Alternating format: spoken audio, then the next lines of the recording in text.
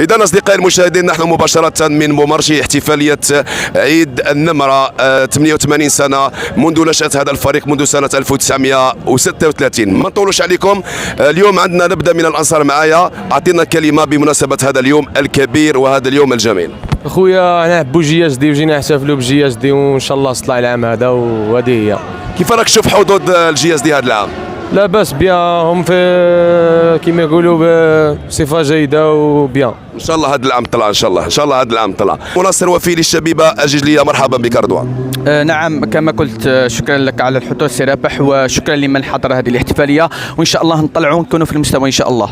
العاشقين المحبين لهذا النادي، قولوا لي واخبروني وانا مسؤول على كلامي، هل هذا الفريق بهؤلاء المناصرين الاوفياء لا يستحقون اللعب في الاقسام العليا؟ والله برافو عليكم، والله برافو برافو برافو برافو.